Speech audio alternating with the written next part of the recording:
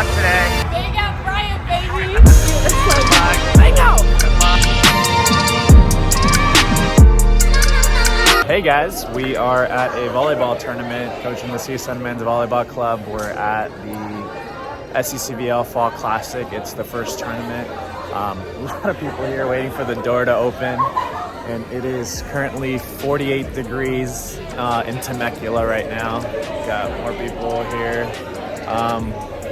Yeah, should be a good day. I haven't seen any of my guys yet besides some people from the C team and Adam. I can't tell if my guys are just like introverted and don't want to connect with everybody else, but this is how they focus up. They just group in together and chat. I like this. I think I like this a lot better. Good morning! Thanks, Shalon. Don't get shy. Own it. Just own it.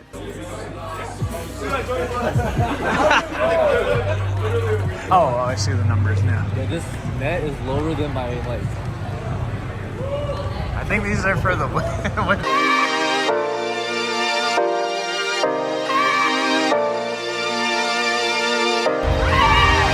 luck today. They got Brian, baby. Good luck. I know. Good luck. All right, we're in the third set against UCRB. We are taking this. What's your good side? Your left or your right? Every side. Oh, actually, you're not wrong. Actually, I don't know. You tell Let's try it. Let's try both. Look, yeah. Okay. Look shocked both ways. That's perfect. Do it the other way now. Awesome. All right, guys, took that game in 3. I want to make sure I'm getting everyone as many reps as possible since it's a preseason tournament. Sorry I can't show any gameplay. I'm so in the zone of coaching right now that I can't really film. Arlene does take footage for us, so if you guys want to check out the videos, it should be on the CSUN Men's Volleyball Club YouTube page. So yeah, I'm just here to show my coaching moments as I go throughout the day. Now I'm gonna be walking around, scouting some teams, taking notes of majority of the A teams that we're gonna be playing against tomorrow, and just kind of go from there. Enjoy. All right, guys, next team we're playing against is against U of AB. Should be a solid squad. Looking forward to it. Should be a good time. We got the CSUN Women's Club here supporting too. Yeah, enjoy the show. Again, if you want to watch the highlights in their YouTube page. All right, guys, currently scouting ASUB, playing against the CSUN B team right now. Getting some info. We could potentially play them tomorrow. Oh, update with our previous match. We did win 1 and 2. And trying out different lineups, keeping our strongest, well, basically the whole team fresh for tomorrow. So far looking really good. They're refueling, resting right now, ready for the next game. We play Claremont, potentially a blowout.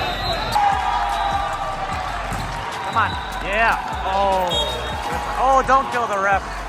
So if you guys want to know what I'm doing, I ran out of paper, but this paper sheet is actually in the car. I just have too much stuff in it. I don't want to carry all that. When I'm scouting teams, I'm just trying to look at what plays they're getting kills, because if they're not getting kills, there's no point in me jotting it. I just want to see where they're most successful getting points. And if they're not getting points, I know our team can definitely just utilize it and do really well with transition plays. But so far, this is what I got. It looks like they run 44. He just breaks through the block. He just hits as hard as he can and uses his weight, breaks through the block. And then 24 usually just hits to the right. So right there. His right, our left. And then number 6 hit line. I don't have that much info because they're doing really well in terms of like playing against them. So it's just a matter of like what are their strengths and how can we defend from it, right? Looks like CSUN's got 22. ASUB's got 19. Who knows? If CSUN takes this, well, when CSUN takes this, we're gonna potentially play them tomorrow as well. Who knows? Third set. We were down a few points and caught up. So we were down like 10-6, 10-7, and then we managed to catch up. Now we're up 13-12. See if we can get a second ball side out here. There we go. Who can handle the pressure? Hey, let's go. Watch them clutch this out right now.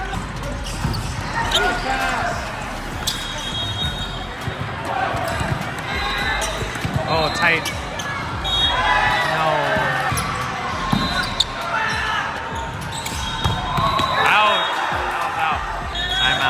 not CSUN B. Yeah, way to find it. Here we go, 15. Oh, that's a good serve. Let's go!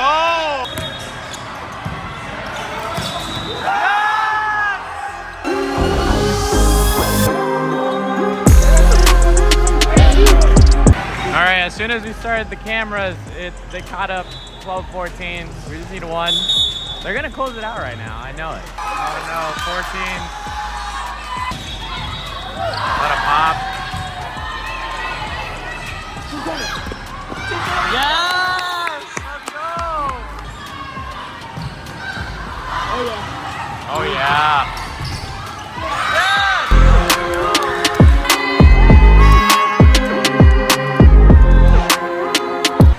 Looks like 4 is their go-to hitter. They don't really run the middle on serve receive. And then I don't even know what I wrote right here. Middles are a decoy. Oh, middles are a decoy. Wow, that is terrible handwriting. We lost 25-14. I did get some solid info. The set's kind of inside for the pins. Majority of their hitters have just gone angle. Right? And then sometimes they enjoy running the gap, so that opens up. But most of their swings have still always been angled. And then they ran the slide once over here. So that just shows me on serve receive, they don't really have solid passing to run the middle, but they will run their pins when they can. So like over here, they're running 30 on the op, but you know, same thing, he's still hitting angle.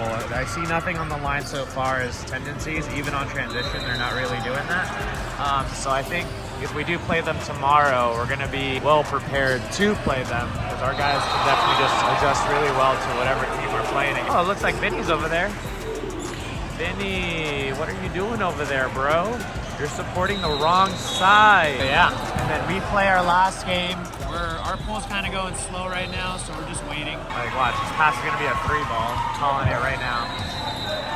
See, called it. Look at that, it worked out. It worked out. Alrighty, guys, we are playing Claremont now.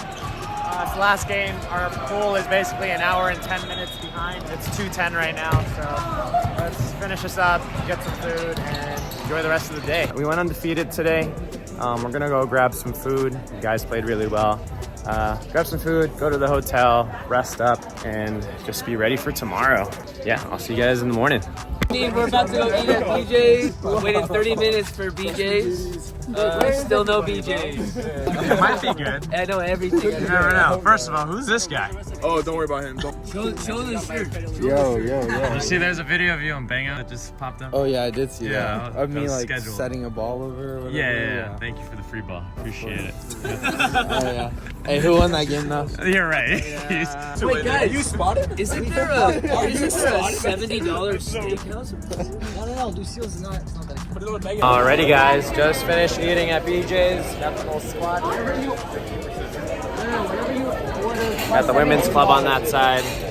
More guys over here. Dax. No, that's why it's a 6, just a 6 of it. I didn't even see that. Yeah, but they have that side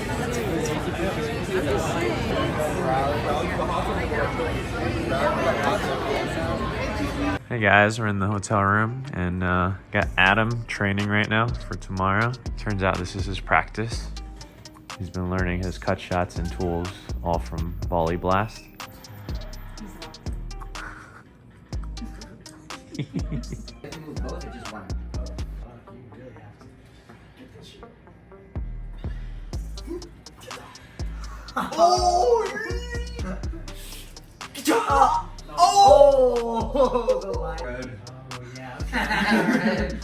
Going like, oh, no. Good morning, guys. We are back at the tournament. Had a crazy night. Had to pick up Kim super late in the morning. I got back to the hotel 1:30, slept, woke up around 7. But anyway, we're back at the tournament. Our B team is playing right now, and we play at 9. We won't lose, but when we win, we'll be playing at 2 p.m. If we lose, we play at 3, and then that'll be the semifinals. Yeah, first round we play against UCIB, and then it's gonna be some of the top dogs from here on out. So it's gonna be a great competitive day. We are currently 15-8 right now. What's up, guys? Subscribe to Bang Out Volleyball. Brian's one of the best persons you've ever met. Thank you, I appreciate that.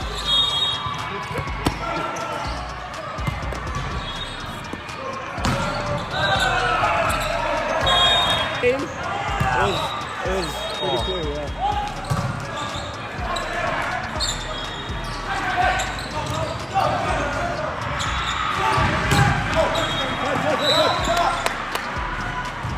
Oh yeah! Oh yeah! Alrighty guys, won the first set in 2. We played pretty well. Trying to be more flexible as a coach. Just some stuff I'm learning about myself. Our C team's gonna be playing right now. They're playing against, I believe it's Sun Valley, Claremont. I don't know. It should be a good match to watch. Some things I'm kind of learning at this level is like understanding my own feelings as a coach. There's times where I just want to like yell or like freak out, and like just really being aware of that. Really being aware of that and just reminding myself it's not about me. It's about the players on the court. It's their experience, right? If I freak out, it becomes about me. So it's kind of my job to stay obviously relatively calm and obviously get excited when they get excited when they get excited, but also it's mainly like knowing when I need to stay calm, especially when the team is in a period of struggle. Another thing I'm learning is just always connect with your players off the court, like chat with them, understand how they're feeling, like do they need to use the bathroom, like is something else on their mind, like how can we talk about things that allow them to not worry on the court, because all those little things decrease performance, right? So, and I like to think of peak performance as no stress, no worries, like you're in this, obviously we're not always going to be happy, angry, like as humans we are going to feel different emotions on the court, and there are players that are really heavy with riding the highs and lows, right? Coming from a coach's point of view, how can I slow down that momentum shift in volleyball by either calling a timeout, keeping the guys calm? And what I've come to realize is just trusting my players, knowing that they'll get out of this struggle spot if we ever get into it, allows them to build more of that trust, that struggle. And winning isn't always everything, right? Like, yes, we've won every single match so far, but winning isn't everything. Like, when we lose, what conversations do we have as coaches with our players to bring us closer together and not further apart from each other, if that makes sense? I'm just trying to put the pieces together because maybe other coaches are having the same thought, and maybe there's something that I'm still learning and trying to figure out as I'm coaching at a higher level now. And it's very interesting at a higher level. You see the game very, very differently. You trust your players and their skills and abilities, but now it becomes what strategies do we need to learn as a team in order to keep improving to get to that perfect team, that unison team that we want to see when we're at nationals. I'm in an interesting spot right now. Hopefully some people can relate. If you're a player, someday you might want to be a coach. If you're a coach and this is stuff you're thinking about and need someone to talk about it with, I might have figured out the answer by the time this video ends. So if you're new, subscribe to hear that journey. Guys, we found Gabe again. He's here. I brought a chair. As you can see, there's literally nowhere to sit. So, yeah. Bring this portable chair, comes in handy. My fiance is watching us from the window. We won against ASU, so we're in the semifinals against UCLA. Currently watching Claremont versus UCIB. Kind of letting my thoughts wander while watching and just feeling the pressure going into semifinals. And the question that always comes up to me is, what can I do for the team? What is best for the team? There's so many things we gotta work on still, but the guys are so good at reading and adapting to the teams that we're playing against that it makes it easier on me to really just dig deep and just really think about what we can do to improve continuously, right? And I'm loving that. And just the struggles we go through in the tournament, and just seeing that it's tough being at the highest level.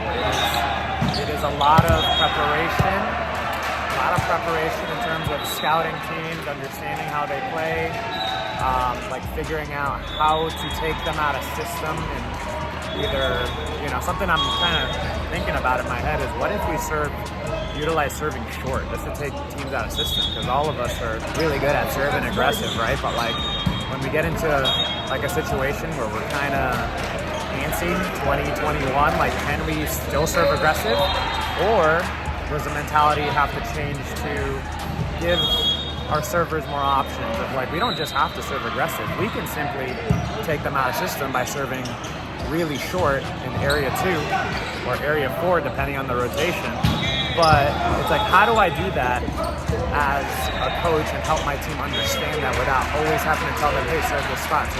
Because sometimes as a coach, not giving the autonomy to players to serve aggressive limits them on their serve, right? So they don't serve as aggressive. So I realize if I don't say anything when they're serving, they have that autonomy to serve aggressive because it's a serve that they want to do, that they have decided is what's best in this current score, in this situation.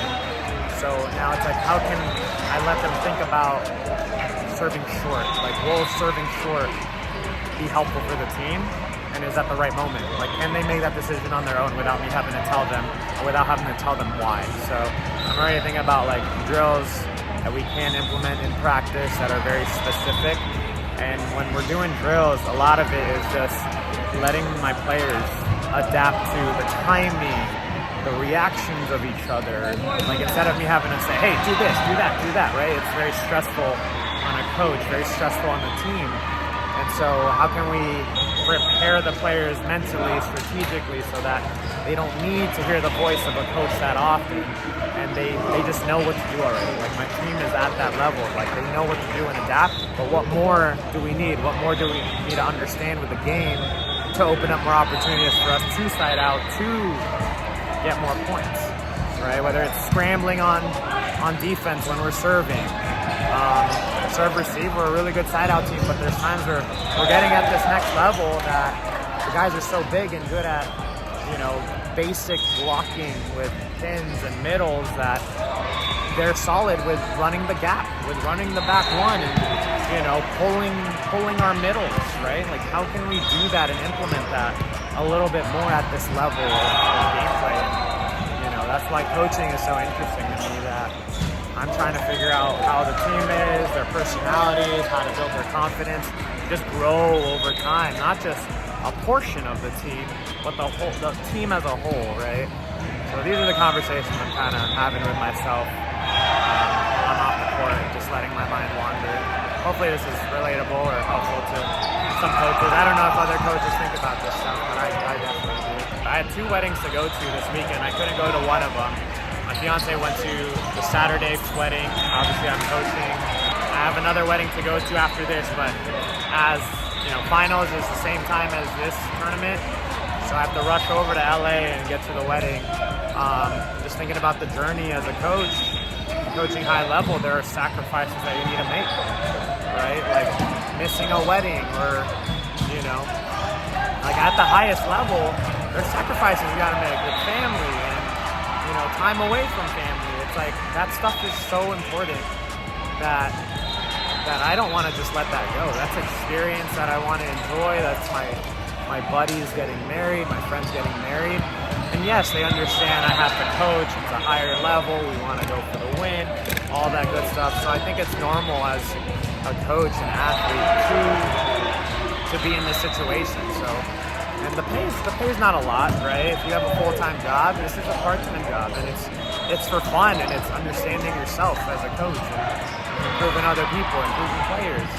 But like, there's a lot of sacrifice that comes to it, and you gotta be able to have conversations with your family, your partner, saying, hey, this is important right now. I know it may not be important because our wedding's way more important, our family time's way important, but this is what I signed up for, and you know, I hope you respect that. And if you don't, let's talk about it a little bit more. I don't know how long I'll be able to coach. My goal is to coach for a very, very long time. But at some point in life, when does that all stop? When is it time for another person to take over? Is it when I understand the game completely as a coach? Is it when I understand people already as a coach? Or is it when another opportunity that's way bigger comes up as a coach? I don't know. I just think this journey is going to be interesting in the next 10, 20 years. But I don't know where it's going to take me. But I'm sure as hell going to do my best in it. I'm going to check out from volleyball and just enjoy my time here. I'll see you guys after.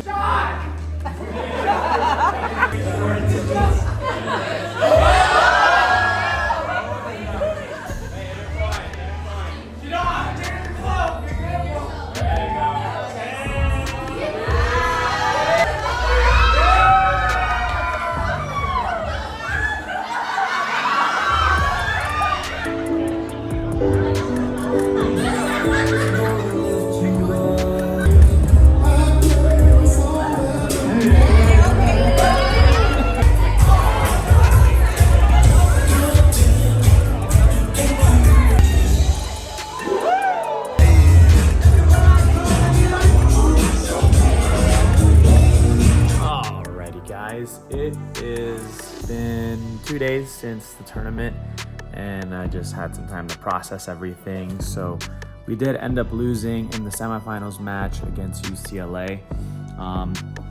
First set, we got absolutely crushed. We started in row 1 as they were in row 5, and I was like, why do they do that? And it was something new for my team to see, I guess, being on the court. And so I kind of matched it. So I was like, you know what? If they're going to start in this rotation, we're going to start in row 6. Or I think I started us off in row 5, actually. Yeah, so since they started in 5, the second set, I had us start in row 5 as well.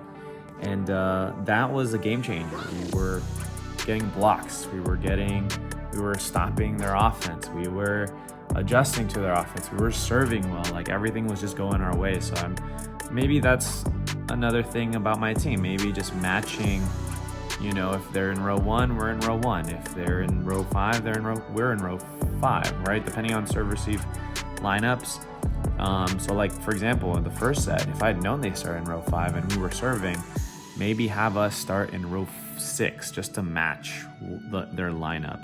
Another thing is my boys maybe they were kind of nervous and excited because USC was, you know, one of the top teams there, and they even said it, like, this is going to be a really tough match, right? And we were in it, and I'm like, yeah, it was a tough match, but second set comes around, it's like, we can feel with these guys, you know? And we were, at some point, we were up 6 points, they caught up, and there were a lot of bad calls. A lot of bad calls by the linesmen, a lot of bad calls by the refs, and it's a part of the game.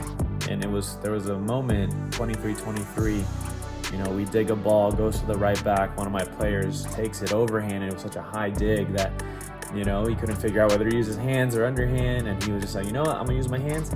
Ball comes out so clean. Ref calls a double, and his hands also came out even. So the fact that the ref called a double, I am screaming, I am yelling at the ref. I'm like, there's no way, there's no way. It was a double, right? And that was the most energy that came out of me throughout the whole day. Like, for the most part, all the other teams I played, I was so calm, I was chill, but like the fact that call just happened, I freaking lost my mind. And I look back and I realized we had no one negotiating with the ref that was a bad call. Like, I can't be yelling across the court, yelling at the ref that was a bad call. And so I just need someone on the court, you know, and now it's my fault. I didn't assign a captain on the court to talk to the ref. And like, maybe I could have called a timeout, right? Like, it was 23-24, UCLA serving. We just lost because we didn't cover. Maybe we got stiff, too heavy on our feet. Like, maybe I should have called a timeout. And the fact that I kind of snap called, it wasn't allowing me to think straight. And maybe I should have called a timeout. Maybe I shouldn't have, right? Like, I look back and it's like, you know what? In the moment, I made the best calls I could have done. I changed our lineup the second set and it worked out. But there are just more simple things that we need to add to our routine, like having a negotiator, the captain on the court, and letting the team know who is the captain on the court to negotiate with the ref, right? Could I have called a timeout at the end, right? And I look back and maybe I could have, maybe I shouldn't have. Maybe we could have ridden that emotional high into that next rally without a timeout. But it is part of the game and it is what it is, and it's just stuff we got to work on. Another thing is taking out the outside hitter. But that is a story for the next tournament, because the next tournament will be going to SDSU. So I'll see you guys in the next video. Again, if you guys are new, subscribe. This is my vlog coaching journey for the CSUN Men's Volleyball Club. See you in the next one. Peace.